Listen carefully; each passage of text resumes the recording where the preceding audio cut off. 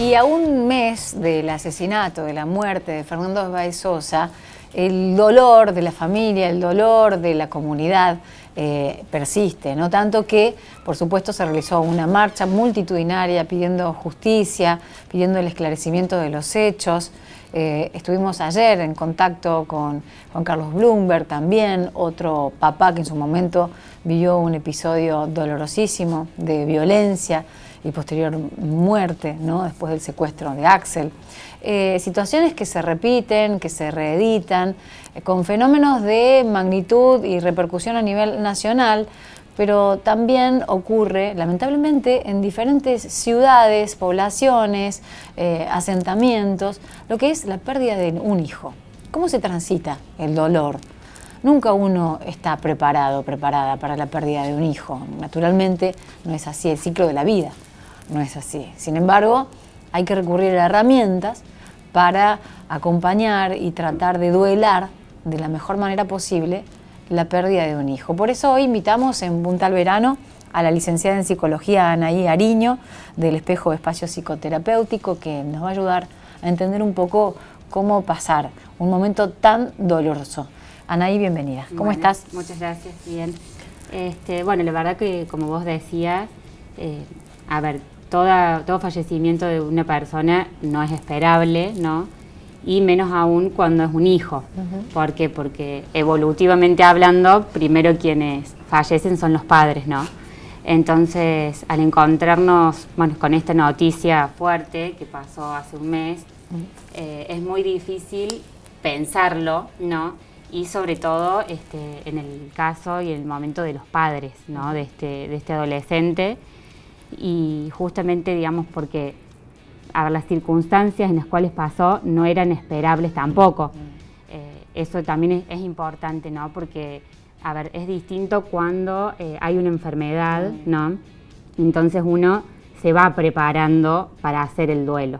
En cambio, en este caso, el hijo, digamos, el adolescente salió, se fue de vacaciones y no volvió más, ¿no? Entonces es impactante, ¿no? Y el shock aún es mayor para esta familia, porque no es algo que ellos se estaban esperando, no era una enfermedad, él no estaba mal de salud. Para esta familia y para tantas otras, uno no puede dejar de pensar en el caso Ale Flores, en el caso Sabena, ¿no? Cómo se reeditan las madres, los padres, y a través del dolor, cómo se logra esa fortaleza. Uno entiende psicológicamente que puede haber una etapa de retrospección, de introspección, de enojo, ¿no?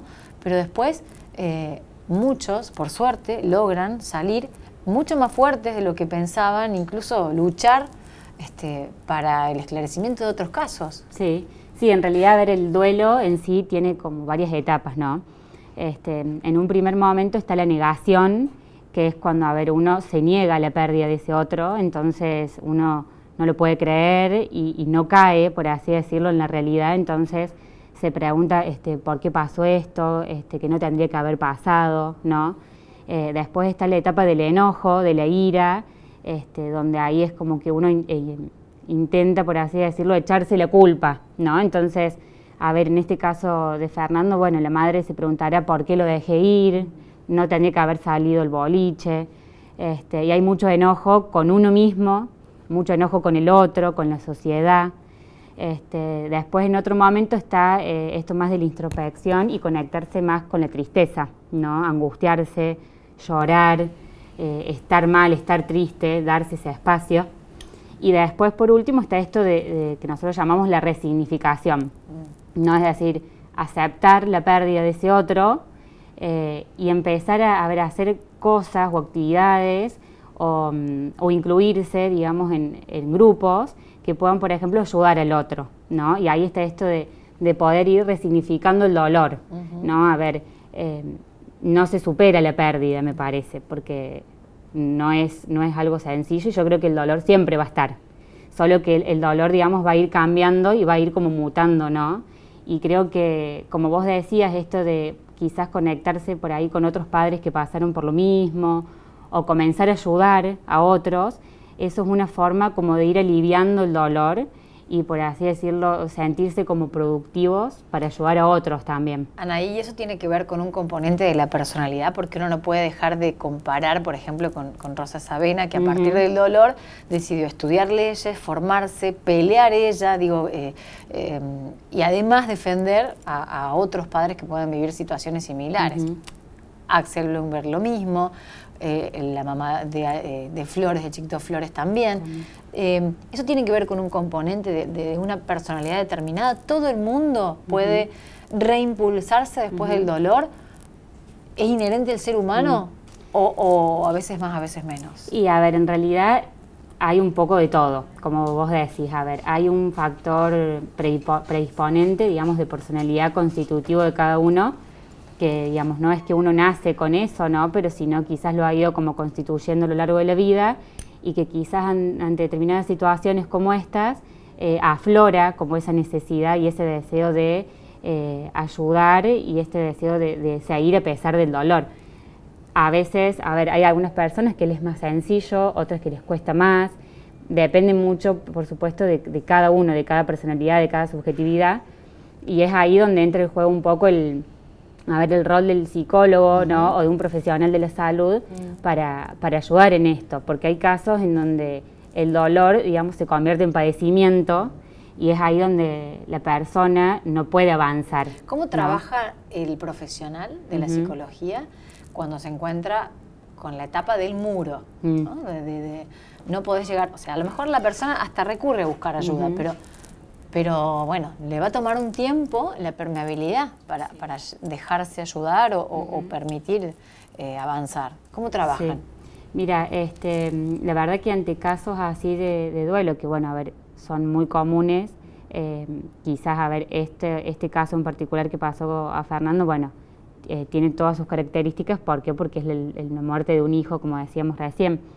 Pero cuando la persona generalmente llega a la consulta es porque está dispuesta a trabajar sobre eso, ¿no? Sobre el motivo de consulta, que bueno, en este caso, el duelo.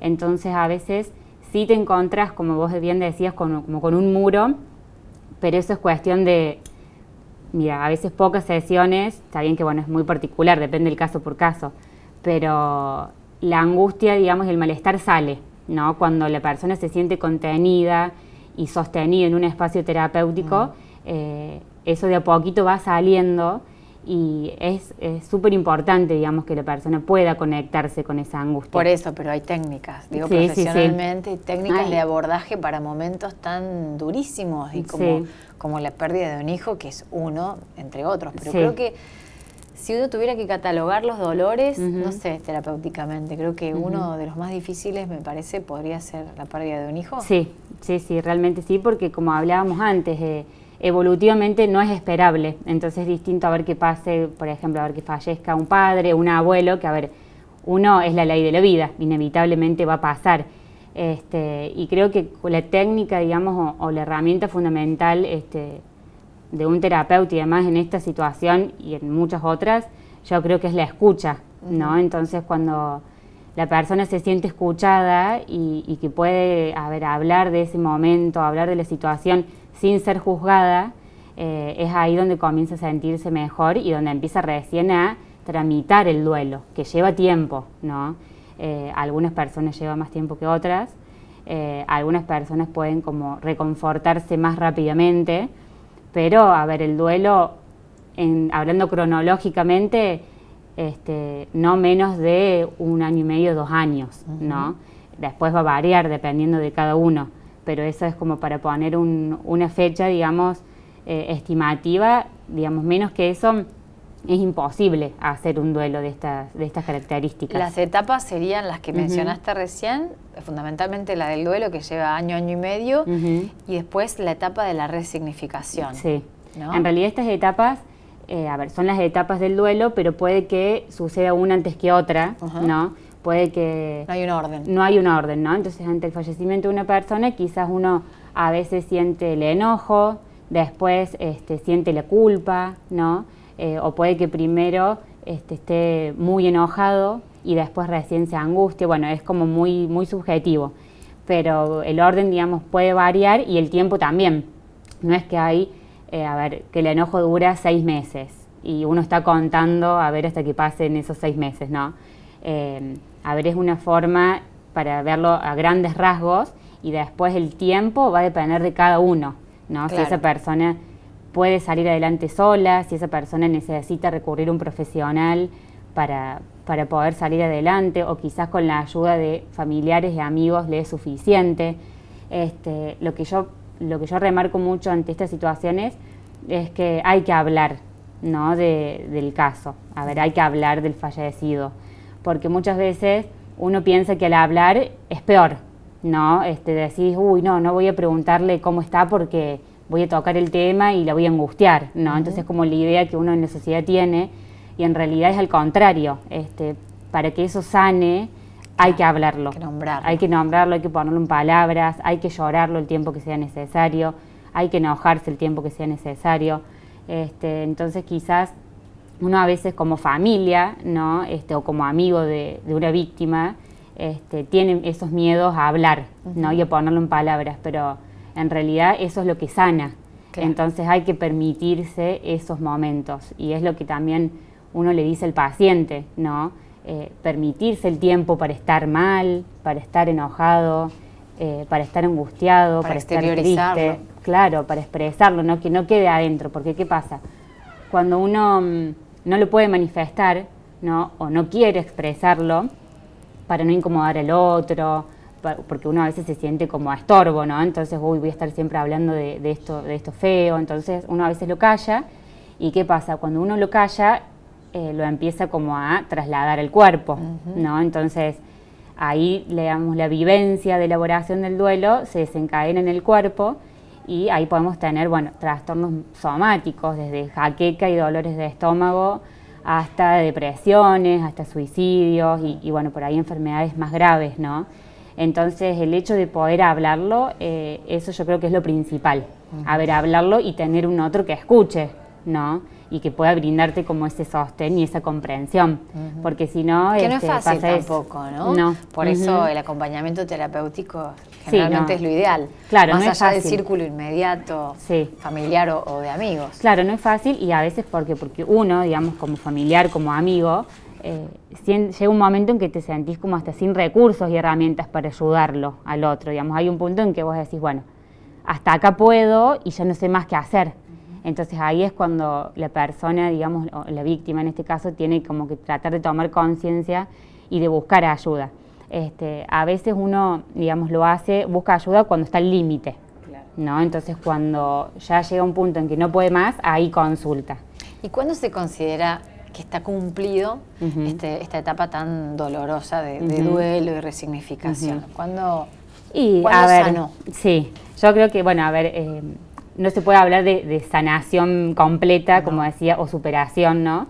Pero sí puede que, a ver, el dolor vaya calmando y vaya mutándose y transformándose.